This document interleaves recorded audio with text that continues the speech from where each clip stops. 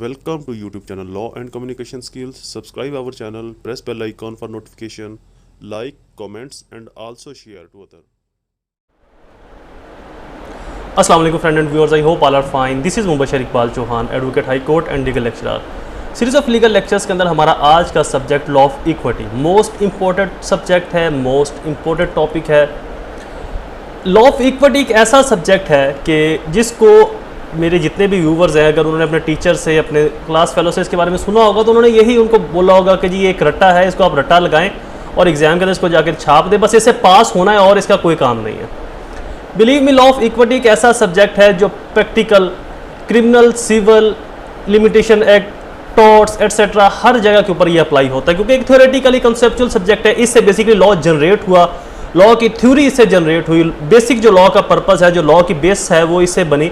तो ये लॉ की बेसिकली एक बेस है, एक बिल्डिंग की जैसे एक बुनियाद होती है, ये लॉ की एक बुनियाद है। बहुत ही जो मॉडर्न लॉ है उनकी, उन सभी मॉडर्न लॉज की जो बुनियाद है, स्पेशल लॉ ऑफ टॉर्ट्स हो गया या जितने भी और स्पेशल एक्ट्स हैं, उनकी जो बुनियाद है वो इक्विटी है। तो वो गलत कहते हैं कि ये कहीं पर भी काम नहीं आता, इसको रट्टा लगाएं। इसको रट्टा नहीं लगाना, इसको समझ कर पढ़ना है। और जो लोग ये कहते हैं वो बिल्कुल रॉन्ग है कि इसको रट्टा लगा के पास करें, सिर्फ एलएलबी के अंदर इसको पास करने की हद तक है, बाकी इसका कोई काम नहीं है। Data wrong. Law of equity मेरा आज का लेक्चर सुनने के बाद हर वो स्टूडेंट जो मेरा आज लेक्चर सुनेगा वो आज के बाद ये नहीं कहेगा कि लॉ ऑफ इक्विटी एक रट्टा है, एक क्रिटिकल है, एक टिपिकल सब्जेक्ट है, कॉम्प्लिकेटेड सब्जेक्ट है, इसको याद नहीं करना चाहिए, बस इसको रट्टा मारो और जान छुड़ाओ, इसका कोई कॉन्सेप्ट से लेना देना नहीं है, का कोई फायदा नहीं है, बस इसको रट्टा मारो और पेपर के अंदर छाप आओ और इसके अलावा इसका कोई काम नहीं है। तो ये सब गलत है। इंशाल्लाह मेरा आज का लेक्चर सुनने के बाद कोई भी स्टूडेंट ये नहीं बोलेगा कि ये एक रट्टा है, वो ये बोलेगा ये कॉन्सेप्चुअल है। और आप जब भी किसी के साथ लॉ ऑफ इक्विटी की हद तक डिस्कशन करेंगे तो ये आपके कॉन्सेप्ट फिंगर टिप्स के ऊपर होंगे। क्वेश्चन वाइज स्टार्ट करने से पहले मैं आप लोगों को इसका एक ओवरव्यू दूंगा, इसकी एक थ्योरी समझाऊंगा, इसकी बेस समझाऊंगा कि लॉ ऑफ इक्विटी है क्या, कैसे जनरेट हुआ, किन प्रिंसिपल्स के ऊपर इसको जनरेट करवाया गया, क्यों जनरेट हुआ, ये ऑब्जेक्ट इसका क्या था, बेसिक क्या था और इसकी स्कोप क्या है, ताकि आपको लॉ ऑफ इक्विटी की एक समझ आ जाए, इसकी थ्योरी की, इसके लॉजिक की आपको समझ आ जाए। तो फिर जो क्वेश्चंस होंगे वो भी आपको पलक झपकते समझ आ जाएंगे, तो आपको अपना सर नहीं खपाना पड़ेगा। क्योंकि किसी भी चीज़ के अगर आप लॉजिक को समझ जाते हो, किसी भी चीज़ की अगर आप थ्योरी को समझ जाते हो, तो उसके बाद उस चीज़ के अंदर क्या है इसको समझने में आसानी होती है। तो क्वेश्चन स्टार्ट करने से पहले मैं लॉ ऑफ इक्विटी की पूरी थ्योरी को, पूरी इसकी बेस को समझाऊंगा, इसकी बेस को डिस्कस करूंगा आपके साथ। और मैं इंशाल्लाह अपनी पूरी कोशिश करूंगा कि मैं आपको ऐसे ये गाइड करूं, ऐसे समझाऊं कि आज के बाद आप ये कभी मत बोले कि लॉ ऑफ इक्विटी एक रट्टा है, बस इसको पेपर की हद तक रट्टा मारो और छाप के आ जाओ, इसका कोई फायदा नहीं है। बल्कि लॉ ऑफ इक्विटी के जो कॉन्सेप्ट है वो आपके फिंगर टिप्स के ऊपर होंगे जब आप किसी से डिस्कस करेंगे, चाहे वो आपके टीचर्स हैं या आपके फेलोज हैं या आपके सीनियर या जूनियर्स हैं। शुरू करते हैं हमारा टॉपिक स्टार्ट करने से पहले एज यूजुअल मैं आपको अपने लेक्चर्स की फीस बताता चलो। कम से कम 10 रुपये आपने डोनेट करने मेरे एक लेक्चर की वजह, कम से कम 2 लोगों की आपने हेल्प करनी है। सेकंड स्टेप मेरे एक लेक्चर की वजह, और थर्ड स्टेप मेरे लेक्चर्स की जो फी है वो मेरे पेरेंट्स के लिए दुआ, अल्लाह ताला उनको सेहत तंदुरुस्ती दे और उनका साया मेरे सर पर सलामत रखे।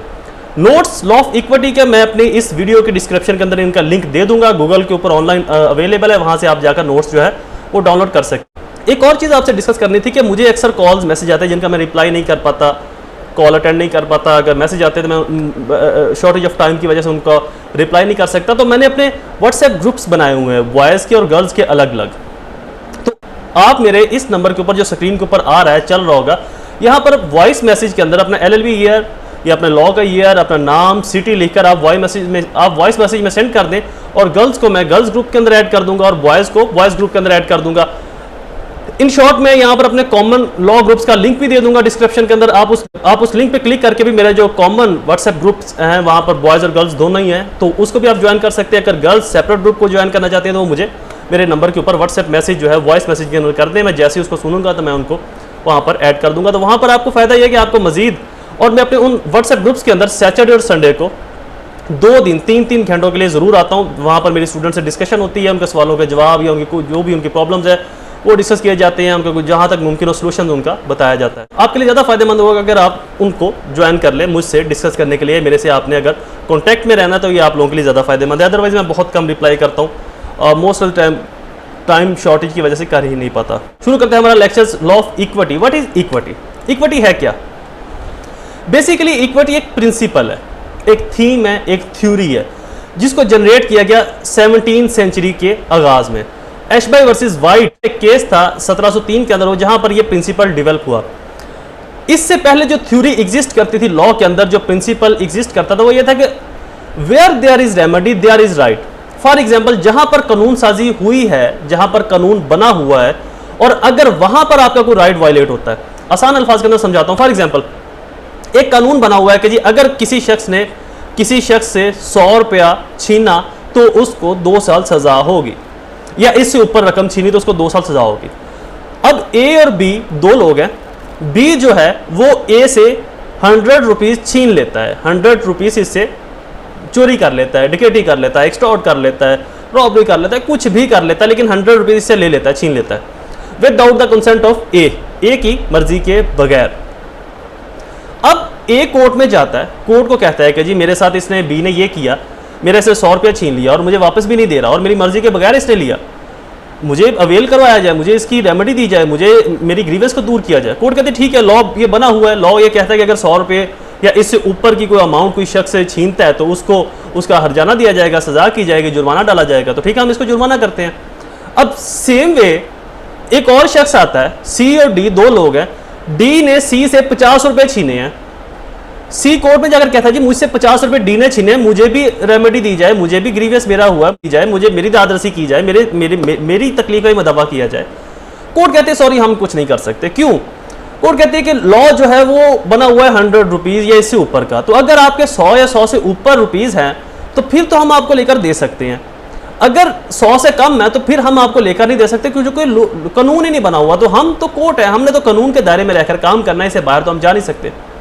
अब यहां पर 2 चीजें पैदा होती थी, 2 नुकसान होते थे इस जगह के ऊपर जब ये लॉ था कि where there is remedy there is right, where there is law there is right, where there is legal consequence there is right, where there is legal proposition there is right. मतलब कि जहां पर legal proposition होगी, जहां पर कानून बना होगा, जहां पर कोई रेमेडी होगी, वहीं पर आप अपना हक ले सकते हो, अदरवाइज आप अपना हक नहीं ले सकते। अब इसके अंदर प्रॉब्लम क्या थी? इसके अंदर प्रॉब्लम ये आती थी कि जिससे 50 रुपए छीनने की, या तो वो झूठ बोलेगा और झूठ बोलकर 50 को 100 करेगा और फिर केस करेगा कोर्ट में। दूसरा वे ये है कि हर शख्स को आजादी थी, वो 50 रुपए छीनता था, केस होता ही कोई नहीं था। तो इसके अंदर 2 तरह की जो प्रॉब्लम्स थी वो कोर्ट ऑफ लॉ को, वो स्टेट को सामना करना पड़ रही थी। अब इसके लॉ ऑफ इक्विटी को बेसिकली मैं 2 तरह से आपको समझाऊंगा। इसके 2 एस्पेक्ट है, 2 एग्जांपल से समझाऊंगा। एक where there is right there is remedy, where there is remedy there is right, और दूसरा इक्विटी और इक्वालिटी क्या है, इन दोनों को मैं आपको डिफरेंस करके समझाऊंगा। और where there is right there is remedy को अब स्टार्ट करते हैं। तो यहां पर प्रॉब्लम्स ये आ रही थी कि एक शख्स जिसका नुकसान भी हो गया लेकिन उसका ग्रीवेसी कोई नहीं, उसकी रेडिटल कोई नहीं, उसकी दादरसी कोई नहीं, उसका कोई मुदावा ही कोई नहीं उसका, ठीक है जी आप नहीं कर सकते, आपको नहीं दिया जा सकता। तो यहां पर लॉ ने जनरेट किया, लॉ ने देखा कि नहीं, प्रॉब्लम जो है वो ये नहीं कि कानून मौजूद नहीं, प्रॉब्लम ये है कि क्या उसका राइट जो है वो हर्ट हुआ है, उसका राइट अट्रैक्ट हो रहा है या नहीं हो रहा। जो उसका राइट बनता था वो तो डिस्टर्ब हुआ।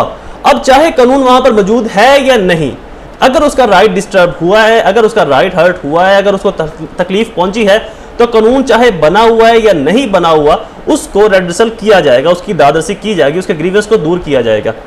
तो तब ये थ्योरी एग्जिस्ट करती थी, अबाई जस उबाई, IBI जस UBI। तो फिर इसको कन्वर्ट कर दिया गया, इसको चेंज कर दिया गया। पहले यह था कि where there is remedy there is right, IBI अबाई जस UBI उबाई।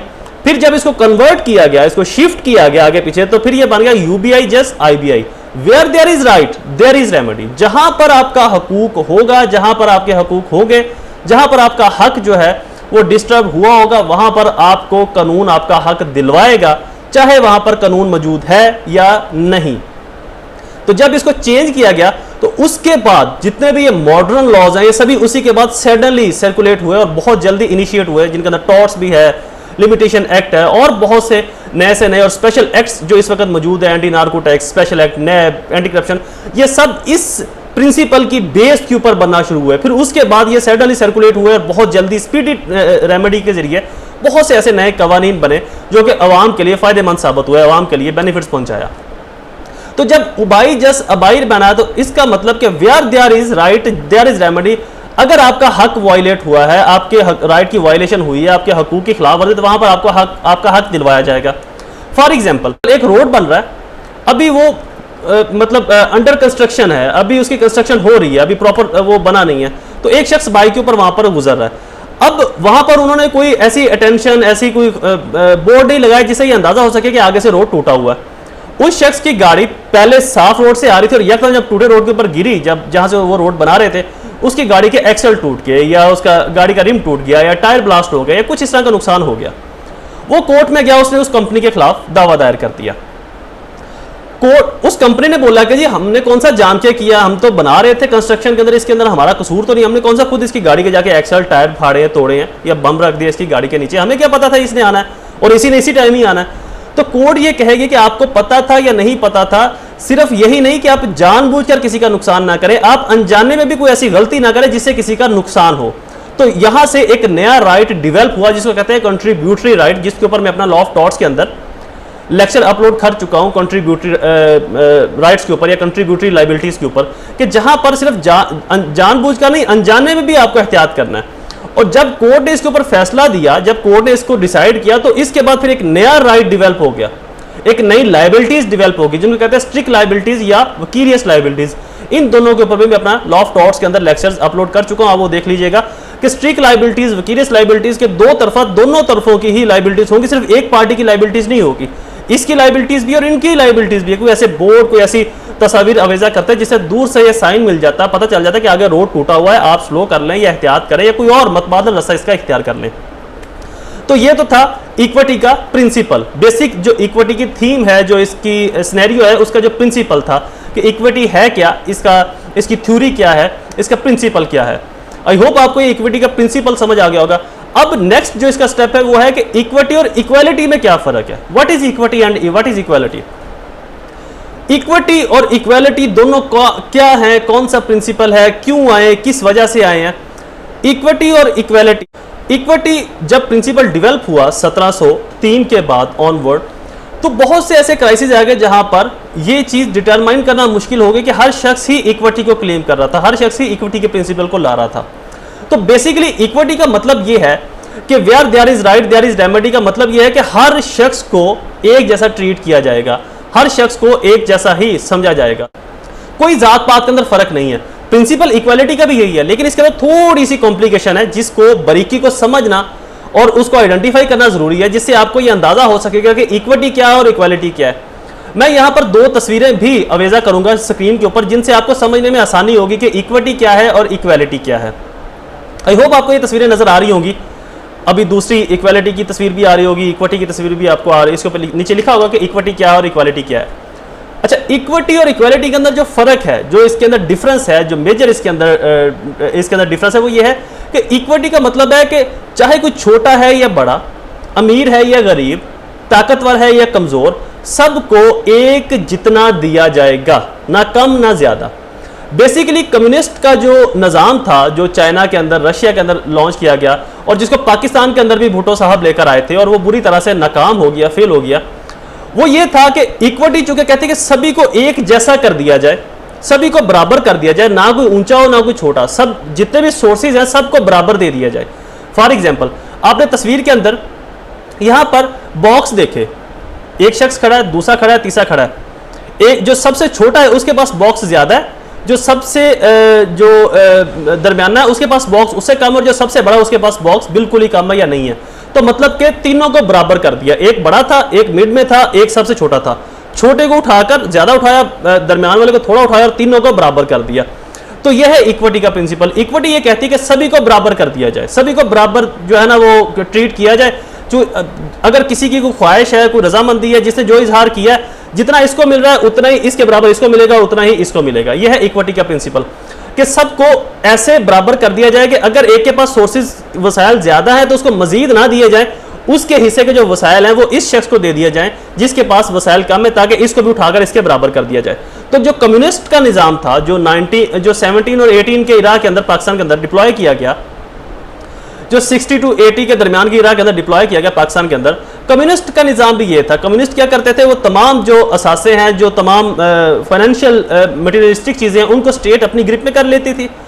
तमाम प्रॉपर्टी स्टेट की हो जाती है और तमाम जो लोग हैं, जो अवाम है, राया है, वो स्टेट की नौकरी करते हैं या उनके एज ए मुलाजिम काम करते हैं। तमाम लोग बराबर होते हैं, ना कोई अमीर था ना कोई गरीब, सभी एक जैसे, सभी एक जितने बराबर। अब ये सिस्टम नाकाम हो गया। नाकाम इसलिए हो गया कि इसकी पॉसिबिलिटी नहीं है कि हर शख्स को बराबर नहीं किया जा सकता। मैं एक वकील हूँ, मेरी जो एजुकेशन है 17 साल की, 17 साल मैंने पढ़ाई की और उसके बाद मुझे लाइसेंस मिला कि ठीक है भाई, आपको हम ये लाइसेंस देते हैं कि आप कोर्ट के अंदर बोल सकते हो, बिफोर द कोर्ट आप टॉक कर सकते हो। उसके बाद मैंने एलएलएम किया, तो एलएलएम के बाद मुझे परमिशन दी गई कि ठीक है जी, हम आपको एज ए लीगल लेक्चरर की परमिशन देते हैं, आप कानून को इंटरप्रेट कर सकते हो, आप लोगों को बता सकते हो, आप लीगल लेक्चरशिप कर सकते हो कहीं पर भी, किसी भी जगह के ऊपर। अब अगर यही काम एक अंडर मैट्रिक शख्स करे तो वो कैसे कर सकता है? वो कहेगा जी मैं भी लेक्चरर बनना है, तो इक्विटी के अंदर वो भी हकदार है, इक्विटी के अंदर उसको भी लीगल लेक्चरर बनने का हक हासिल है। अगर वो उसने कहा है कि मैंने लीगल लेक्चरर बनना है तो फिर उन्हें बनना है, फिर उनको रोक नहीं सकता। कम्युनिस्ट के अंदर भी उसको हक हासिल है, लेकिन इक्वालिटी के अंदर हक हासिल नहीं है। इक्वालिटी ये कहती है कि जो जितना डिजर्व करता है उसको उतना दिया जाए, जिसकी एबिलिटी कैपेबिलिटी जितनी ज्यादा है उसको ज्यादा दिया जाए, जिसकी एबिलिटी कैपेबिलिटी कम है उसको कम दिया जाए। तो अब मसला आ गया किस सिस्टम को लगाएं और किसको ना लगाएं। बाद में इन फर्दरेंस कोर्ट ऑफ लॉ ने, लॉ जूरिस्ट ने डिसाइड किया, बाद में फर्दरेंस लॉ जूरिस्ट ने डिसाइड किया कि देखिए दोनों ही माशरे की जरूरत है, मजबूरी है। फॉर एग्जांपल कैसे मजबूरी है जी? मजबूरी ऐसे है कि जो इक्विटी है सभी को एक जैसा दिया जाए, सभी को बराबर दिया जाए, सभी को बराबर कर दिया जाए। इन शॉर्ट, अब अगर आपने जायदाद तकसीम करनी है तो एक बाप की जायदाद के अंदर, एक बाप की जायदाद है 1 लाख रुपीज, उसके 5 बेटे हैं। अब 5 बेटे, उनमें से एक पीएचडी होल्डर है, एक एमफिल है, एक मास्टर है, एक अंडर ग्रेजुएट है और एक इंटर या अंडर मैट्रिक है। अब जो सबसे, अब इक्विटी क्या कहती है कि सभी को एक जितना दिया जाएगा, कम ज्यादा नहीं। सभी को इक्विटी क्या कहती है? सभी को बराबर दिया जाएगा, सभी को एक बराबर किया जाएगा। अब 1 लाख रुपया सभी को बराबर करना तो सभी को 20-20 हजार रुपया दे दिया जाए। That is a common sense, ये बात समझ में आती है। अब अगर यहां पर इक्वालिटी के प्रिंसिपल को अप्लाई किया जाए, इक्वालिटी का प्रिंसिपल कहता है कि जो जितना डिजर्व करता है, जिसकी एबिलिटी कैपेबिलिटी जितनी ज्यादा है उसको ज्यादा दिया जाएगा। तो एबिलिटी कैपेबिलिटी तो इस बड़े बेटे की सबसे ज्यादा है, जिसकी जो एजुकेशन पीएचडी है, इससे छोटे की एमफिल है, इससे छोटे की मास्टर, इससे छोटे की ग्रेजुएशन, इससे छोटे की अंडर मैट्रिक। तो इक्वालिटी के प्रिंसिपल के मुताबिक इसको 30,000 दिया जाएगा, इसको 20 दिया जाएगा, जो है इसको 15 दे दिया जाएगा, इसको 14 दे दिया जाएगा और इसको इससे भी कम दे दिया जाएगा, 9 या जितना भी इसका बनता है। तो इक्वालिटी के प्रिंसिपल के मुताबिक सबसे ज्यादा इसको दिया जाएगा जिसकी कैपेबिलिटी सबसे ज्यादा है, जिसकी एबिलिटी सबसे ज्यादा है। लेकिन ये नेचुरल प्रिंसिपल के अगेंस्ट है। नेचुरल प्रिंसिपल इसको कंसीडर नहीं करते कि एक बाप की जायदाद के अंदर तो 5 का बराबर हिस्सा होना चाहिए। तो लिहाजा लॉ जूरिस्ट ने ये तस्लीम किया। और इक्विटी का जो प्रिंसिपल है वो क्या है कि फॉर एग्जाम्पल इन 5 की एजुकेशन डिफरेंट है। अब ये जो शख्स है ये एक कंपनी का एमडी बन जाता है, मैनेजिंग डायरेक्टर बन जाता है, ये उस कंपनी का जो है वो मैनेजर है, ये उस कंपनी का कैशियर है, ये उस कंपनी का वर्कर है और ये उस कंपनी का मजदूर है। अब ये है इक्वालिटी का प्रिंसिपल। इक्वालिटी कहती है कि जो जितना डिजर्व करता है उसको उतना दिया जाएगा। फॉर एग्जांपल एक वकील है, वो एलएलबी करके बना, डेट डिजर्व, वो डिजर्व करता है एलएलबी के बाद वकील बनना और बोलना। एक लेक्चरर है, उसने एलएलएम किया वो डिजर्व करता है लॉ को इंटरप्रेट करना, लॉ को बोलना, लोगों को एक्सप्लेन करके बताना लॉ के बारे में। तो ये इक्वालिटी का प्रिंसिपल है। इक्विटी का प्रिंसिपल क्या है कि जिसकी जो ख्वाहिश है उसको वो दे दिया जाए और सबको बराबर कर दिया जाए। इक्वालिटी कहते हैं कि सबको बराबर नहीं कर सकते, जो जितना डिजर्व करता है। हमारे सोर्सेज यहाँ पर मौजूद है, सारे वसाइल मौजूद है, आपकी स्कूल मौजूद है, यहाँ पर एजुकेशन सेक्टर मौजूद है। आप अपने आप को पढ़ाएं, अपने आप को आप स्टडी के अंदर लगाएं और ऊंचा मुकाम ले लें। इक्विटी कहते नहीं जी, वो पढ़ाएं या ना पढ़ाएं लेकिन उनको बराबर किया जाएगा। तो लॉ जूरिस्ट ने ये डिसाइड किया कि चूंकि इक्विटी और इक्वालिटी दोनों माशरे की जरूरत है, जहां पर जायदाद की तकसीम का मामला आ जाए तो वहां पर इक्विटी अप्लाई होगी, क्योंकि इक्वालिटी जो है वो एक को ज्यादा देगी, एक को कम देगी, लेकिन इक्विटी सभी को बराबर देगी, सभी को बराबर करेगी। अब जहां पर जॉब्स के मामला है, जहां पर और इंटरनल एक्सटर्नल अफेयर्स के मामला है, वहां पर इक्वालिटी अप्लाई होगी, क्योंकि जो जितना एजुकेटेड है, जो जितना डिजर्विंग है, जो जितना एबिलिटी और कैपेबिलिटी रखता है उसको उतना ज्यादा नवाजा जाएगा। तो एक यूनिवर्सिटी का जो चांसलर है वो पीएचडी होल्डर होता है, उसी यूनिवर्सिटी के अंदर जो प्रोफेसर है वो एमफिल है, लेक्चरर जो है वो मास्टर होता है, उससे नीचे के जो टीचर है वो ग्रेजुएशन भी होते हैं। तो जिसकी एजुकेशन जितनी ज्यादा होगी उसको उतना ज्यादा प्रोवाइड किया जाएगा, वो उतने ज्यादा एक्सेस रखेगा सोर्सेज तक। तो बेसिकली ये एक प्रिंसिपल था लॉ ऑफ इक्विटी का और लॉ ऑफ इक्वालिटी का। तो लॉ जूरिस्ट की नजर के अंदर उन्होंने जब ये ऑब्जर्व किया कि नहीं, इक्विटी और इक्वालिटी दोनों को ही एग्जिस्ट करना चाहिए सोसाइटी में, क्योंकि इन दोनों के बगैर सिस्टम चल नहीं सकता। फॉर एग्जाम्पल आप कोर्ट में जाते हो तो कोर्ट की नज़र में सभी बराबर हैं, चाहे कोई ऊंचा है, नीचा है, हाइटेड है, नॉन हाइटेड है, एजड जवान है, कोई लड़की है, मर्द है, औरत है, सब। और यही कम्युनिस्ट का नजरिया था और यही इक्विटी का नजरिया। लेकिन जब आप कोर्ट का फैसला आता है तो वहां पर एक को प्रायोरिटी दे दी जाती है और एक को जो है इंफीरियर कर दिया जाता है, उसको सबॉर्डिनेट कर दिया जाता है, एक को विक्टिम बना दिया जाता है, एक को अक्यूज बना दिया जाता है, एक को बरी कर इक्विटल कर दिया जाता है और एक को सजा दे दी जाती है। तो वहां पर बेसिकली अगर इसको यह कहा जाए कि जो इक्विटी है ये एक प्रोसेस है और इक्वलिटी एक आउटकम है जो इसका नतीजा निकलता है, तो ये भी कुछ हद तक गलत नहीं होगा, क्योंकि कोर्ट ट्रीट सभी को एक जैसा करती है। लेकिन in the I of law, after evidence, after witness, जब कोर्ट रियलाइज करे कि नहीं ये अच्छा है और ये बुरा, इसको सजा देनी है और इसको छोड़ना है, तो कोर्ट इसको छोड़ देती है और इसको सजा दे देती है। तो बेसिकली इक्विटी और इक्वालिटी ये दोनों ही प्रिंसिपल हमारी सोसाइटी में एज इट इज एग्जिस्ट करते हैं।